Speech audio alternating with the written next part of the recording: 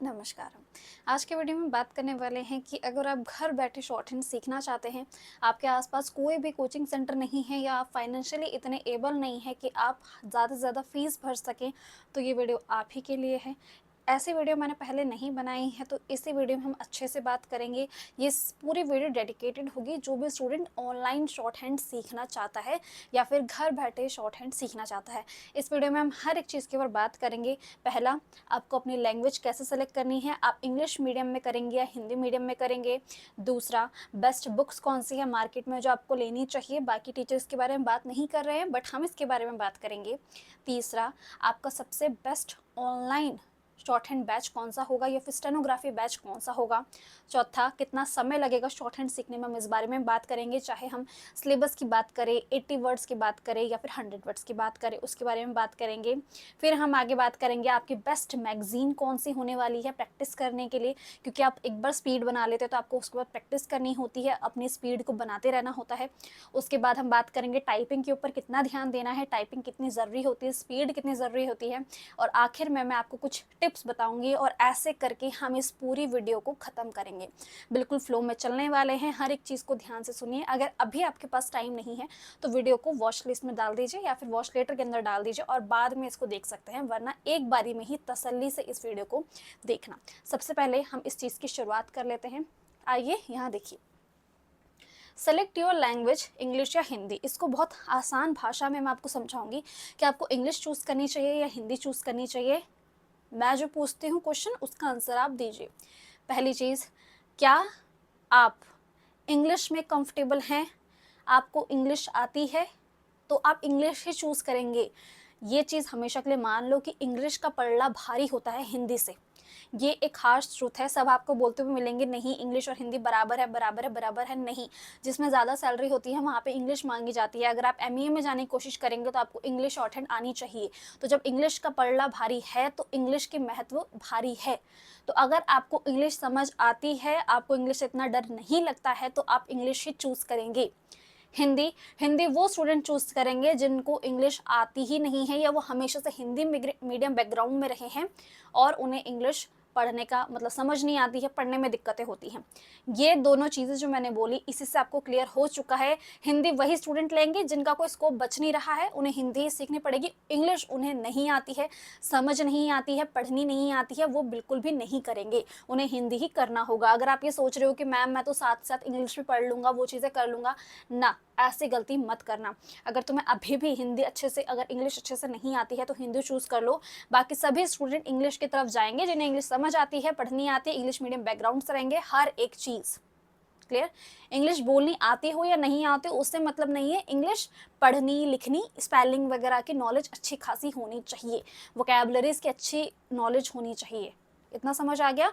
तो इंग्लिश की तरफ ज़्यादा लोग जाते हैं और हिंदी की तरफ वही जाते हैं जो इंग्लिश से बिल्कुल दूरियां बना लेते हैं या फिर जिनको दिक्कतें होती हैं। हिंदी ऐसे नहीं कहूँगी बिल्कुल बेकार है, वहाँ भी जॉब लगती हैं, बहुत से ऐसे हैं जो हिंदी में भी जाते हैं, पर अपने कंफर्ट के हिसाब से चूज़ करिए। ये मत सोचना कि भाई मैं चला जाता हूँ बाद में सीख लूँगा इंग्लिश, ऐसा मत करना, शुरू में ही बता देती हूँ, ठीक है।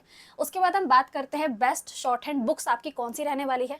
पिटमैन की जो बुक ज़्यादा फेमस है वो ये वाली बुक है जो सबसे ज़्यादा फेमस आपको देखने को मिलती है, और मैं इसको पर्सनली रेकमेंड नहीं करती हूँ, क्योंकि ये देखो, एक तो ये बल्कि तो बिल्कुल नहीं है, बट बल्कि हो भी पर आपको समझना है, इसमें दिक्कतें होती हैं। जैसे अगर मैं आपको कंपैरिजन में बता दूँ तो इसके अंदर डिफ्थोंग चैप्टर जो है वो काफ़ी अलग तरीके से समझाया गया है। समझाते ये दोनों चीज़ एक ही हैं, बट ये है डिफ़िकल्टी लेवल का हिसाब है। तो इसके अंदर डिफ़िकल्टी लेवल ज़्यादा होता है, इसको सभी आपको बोलते हुए मिलेंगे जिनको ज़्यादा कुछ नहीं पता होता है शॉर्ट हैंड के बारे में, वो यही बुक के बारे में आपको बताएंगे। अदरवाइज़ जो हम आपको बुक बताते हैं वो डॉक्टर जी.डी. बिस्ट के हिसाब से बताते हैं, और अगर आप ऑफलाइन कोचिंग में भी जाएंगे तो इसी बुक से आपको पढ़ाया जाता है। इसका जो PDF है वही अवेलेबल है, बुक जो है वो आप मार्केट में अवेलेबल नहीं है। तो PDF को ऐसे प्रिंट करवा लो आराम से, और इससे आपको पढ़ने में बहुत आसानी होगी। एक बार पढ़ के देखना, ये दोनों बुक अगर आपके पास है ना, ये तो होगी, अगर पहले सोच रहे हो तो ये तो खरीद ही ली होगी, और ये वाली बुक वो खरीद के देखो, मतलब प्रिंट करके देखो, तो मैं अपने आप पे डिफरेंस पता चल जाएगा कि इसमें और इसमें क्या अंतर है। हर एक चीज़ का अंतर आपको देखने को मिल जाएगा।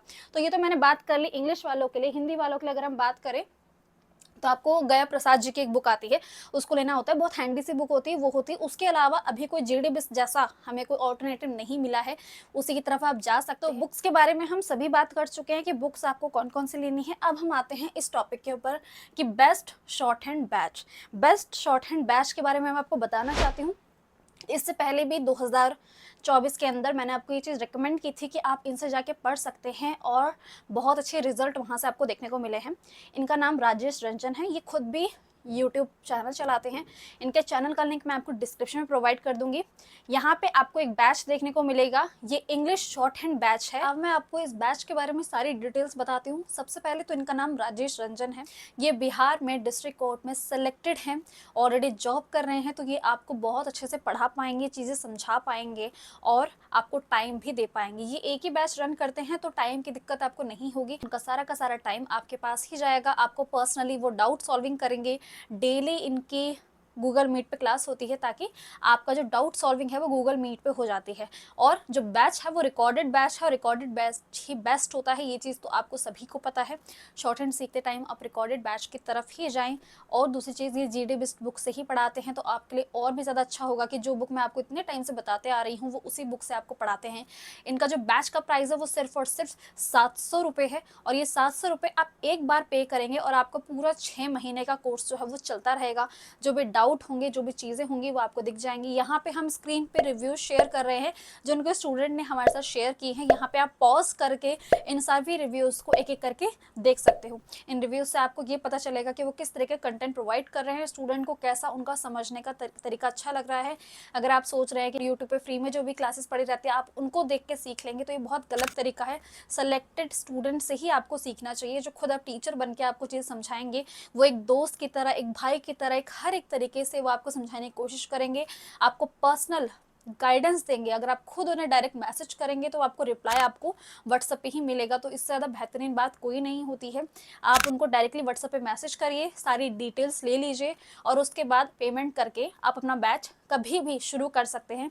ऐसा कोई फिक्स टाइम नहीं है कि आज करो, कल करो, परसों करो, जब जागो तब सवेरा। अगर अभी इस वीडियो को देख रहे हो, आपको डिस्क्रिप्शन में नंबर प्रोवाइड कर दूंगी, नंबर पे जाके मैसेज करिए कि आपको बैच खरीदना है और उस बैच से रिलेटेड जो भी जानकारी होगी वो आपके साथ शेयर कर देंगे। ये एक रिकॉर्डेड बैच है तो इस चीज़ को पहले ही अपने दिमाग में क्लियर कर लीजिए। अगर आप कंसिस्टेंसी के साथ करते रहेंगे तो आज वो सेलेक्टेड है, फिर आप भी सेलेक्ट होंगे। तो इन चीज़ों का ध्यान आप हर तरीके से रख सकते हैं। आपके साथ रिव्यू शेयर कर चुकी हूँ, मैं आपको प्राइस बता चुकी हूँ और मैं ये भी बता चुकी हूँ वो ऑलरेडी सेलेक्टेड हैं और आपको भी सेलेक्ट करवाएंगे। चौथा, वो आपको पर्सनल गाइडेंस देंगे, तो हर एक तरीके से आपको सोने के सुहागा डील मिल रही है। यहाँ पे वो आपको जीडीबिस की बुक प्रोवाइड भी करते हैं। अगर किसी ने मेरे चैनल से ऑलरेडी डाउनलोड नहीं की है, मेरे टेलीग्राम चैनल पे मैंने जीडीबिस की बुक जो है वो काफ़ी टाइम पहले डाल ली थी। अगर आपने नहीं किया, डोंट वरी, जैसे ही आप उन्हें मैसेज करेंगे, आप पेमेंट कर देंगे, वो आपको बुक प्रोवाइड कर देंगे और आपको एक्सेस मिल जाएगा उनके बैच का। आप एक एक करके सभी क्लासेस को कर सकते हैं। मैंने 2024 में भी इस चीज़ को रिकमेंड किया था, मैं 2025 में भी रिकमेंड कर रही हूँ, बिकॉज स्टूडेंट ने अपने ऑनेस्ट रिव्यूज़ हमारे साथ शेयर की हैं कि वो कितना ज़्यादा इस बैच को पसंद कर रहे हैं, उनकी गाइडेंस को पसंद कर रहे हैं, बिल्कुल दोस्त की तरह उनको समझाते हैं और वो खुद इतने टफ एग्जामिनेशन से गुजर के आए हैं, क्योंकि कोर्ट स्टेनो के अंदर शॉर्ट हैंड का जो लेवल होता है वो अलग होता है। तो अब वो खुद टफ से निकल के आए हैं तो आपको तो वो ईजी चीज़ आराम से सिखा देंगे। और यही एक तरीका होता है कि हम उस इंसान से सीख रहे हों, उस टीचर से सीख रहे हों जिन्होंने खुद सीखते टाइम हर एक चीज़ के ऊपर ध्यान दिया था, तो वो आपको भी सिखाते टाइम हर एक चीज़ का ध्यान रख पाएंगे। तो हर एक चीज़ के बारे में बात कर ली है। मैं इनका जो नंबर और उनका यूट्यूब चैनल का लिंक जो है मैं डिस्क्रिप्शन में डाल दूंगी, वहाँ जाके आप चेक कर सकते हैं। होपफुली आपने इससे पहले भी उनका चैनल कभी ना कभी अपनी फीड में देखा होगा। आज मैं उन्हीं के बारे में बात कर रही हूँ, उनका नाम राजेश रंजन है, ये नाम आप याद रख सकते हैं। वहाँ जाके आप बैच ले सकते हैं और मुझे बताइएगा बैच लेने के बाद कि आपके क्या रिव्यूज़ हैं। तो अपने रिव्यूज़ मेरे साथ इस कमेंट में ज़रूर छोड़ के जाना और बता के जाना कि आपको वो टीचर कैसे लगते हैं, क्या आप उनसे पढ़ चुके हैं, और जो ऑलरेडी उनसे पढ़ रहे हैं वो भी अपना रिव्यूज़ इस कमेंट में ज़रूर डालें। क्लियर? चलिए अब हम बात करते हैं कि कितना समय लगेगा सीखने में। तो सीखने में कितना समय लगता है इस बारे में बात करते हैं। जैसे कि मैंने बात की थी कि जो इनका बैच है ये 6 मंथ तक आपका रहता है। 6 मंथ के अंदर आप अच्छे से जो है वो अपना सिलेबस कंप्लीट कर लेते हैं। तो उसी तरीके से सिलेबस कंप्लीट करने में आपको 5 से 6 महीने लगते हैं। ठीक है। और जब ये 5 से 6 महीने लगते हैं तो इसी टाइम पे आपकी 50 या 60 की स्पीड बन चुकी होती है। ठीक है, ये मत सोचना कि आप एक रात पहले सब कुछ घोल पी लोगे एकदम से स्पीड बढ़ जाती है, ऐसा नहीं होता है। प्रैक्टिस करते करते जैसे आप करते रहते हो तो आपके 5 से 6 महीने में आपका सिलेबस कंप्लीट होता है, पूरी बुक का कंप्लीट होता है। ये जो बुक है इसका जो सिलेबस है वो आपका कंप्लीट होता है, 5 से 6 महीने इसमें लग जाते हैं। और इस टाइम पे आपके 50 से 60 वर्ड की स्पीड होती है। 80 वर्ड तक आने में आपको कम से कम 8 महीने लग जाते हैं, और 100 तक आते आते आपको 10 महीने लग जाते हैं। किसी किसी को 11 महीने भी लगते हैं, किसी किसी को 12 महीने भी लगते हैं, बट हम एवरेज मान के चले तो आपको 8 मंथ लगते हैं। अगर आप डेडिकेटेड होके अच्छे तरीके से इसी चीज़ को समय दे रहे हैं और एक अच्छे बेस्ट टीचर से आप पढ़ रहे हैं, तभी आपको फ़ायदा होगा। क्लियर है? Best magazine for practice. Practice जैसे ही आपका सिलेबस कंप्लीट हो जाता है तो 80 की स्पीड तक आते हैं या 100 की स्पीड पे आने के टाइम पे आपको प्रैक्टिस करने के लिए मैगजीन की ज़रूरत पड़ती है। तो इंग्लिश के लिए जो मैगजीन है जो सभी लोग लेते हैं वो है आपकी कैलाश चंद्रा। इस चीज़ को याद रखें कि सिर्फ यही प्रैक्टिस नहीं करनी होती है, इसके अलावा और चीज़ें प्रैक्टिस करनी होती है। इसमें आपको प्रैक्टिस करनी होती है रामधारी। एक चीज़ मैं आपको क्लियर कर दूं, अभी जो 2024 का स्किल हुआ था उसके अंदर रामधारी, ग्रेड डी के अंदर रामधारी बिल्कुल भी पूछी नहीं गई थी, जिसकी वजह से स्टूडेंट का काफ़ी ज़्यादा निराशा देखने को मिली है। तो मैं आपको अभी बता देती हूँ कि रामधारी के ऊपर बिल्कुल डिपेंड मत होना। ग्रेड सी के अंदर रामधारी इंक्लूडेड था और कुछ और चीज़ें भी इंक्लूडेड थी, बट रामधारी के ऊपर नहीं करना। बस प्रैक्टिस करते रहिए, वर्ड्स के ऊपर ध्यान दीजिए। ये नहीं कि आप पूरा रट्टा लगा के जा रहे हो, ऐसा नहीं है। ग्रेड डी के अंदर भी जिन स्टूडेंट ने दिया है, जिन्होंने रामधारी को एकदम जेन्युइन तरीके से पढ़ा था, उनको फायदा हुआ है। एग्जैक्ट ना सही वही घूम फिर के वर्ड्स आपको देखने को मिलेंगे, तो रामधारी की तरफ आप जा सकते हैं। इसके अलावा आने वाले टाइम में मैं आपको सजेस्ट करती रहूँगी कि रामधारी के अलावा अब 2025 में आप किस बुक को ले सकते हैं। अभी तो आप यही करिए। मैं ये नहीं कहूँगी कि देखो तुमने पहले सिलेबस कंप्लीट करोगे फिर तुम ये चीज़ करोगे और यही होना चाहिए। ऐसा मत करना कि जैसे ही तुमने जीडीबीएस की प्रिंट करी अब तुम कैलाश चंद्रा लेने पहुंच गए। पहले ये 5 से 6 महीने अपना सिलेबस कंप्लीट करो, उसके बाद कैलाश चंद्रा पे जंप करना या फिर उसके बाद अपना रामधारी पे जंप करना। उससे पहले ये काम कोशिश मत करना करने की। क्लियर है? तो ये सभी चीज़ों के बारे में हम बात कर चुके हैं। अब बात करते हैं टाइपिंग की। तो टाइपिंग देखो, आपको टाइपिंग भी करनी होती है। आपको जो आपने से स्पीकर होता है, आप कुछ वो एकदम आपका बोली जा रही है, आपको वो वर्ड को शॉर्ट हैंड में लिखना होता है। आपने एक पेज पे शॉर्ट हैंड पे लिख दिया, अब उस पेज को आपको पढ़ना होता है, शॉर्ट हैंड को वापस इंग्लिश में कन्वर्ट करना होता है और उसको कंप्यूटर में टाइप करना होता है। तो टाइपिंग आपकी ज़रूरी होती है, तो थोड़ा बहुत तो आपकी टाइपिंग स्पीड होनी चाहिए। कम से कम इंग्लिश के हैं तो आपको 30 होनी चाहिए आपकी स्पीड, और अगर आप हिंदी कहते हो तो आपकी 25 की स्पीड होनी चाहिए। और ये जो स्पीड होनी चाहिए लैपटॉप पे नहीं होनी चाहिए, कंप्यूटर पे होनी चाहिए। तो इस चीज़ का आप ध्यान रखना। तो टाइपिंग को बिल्कुल भी नेगलेक्ट मत करना।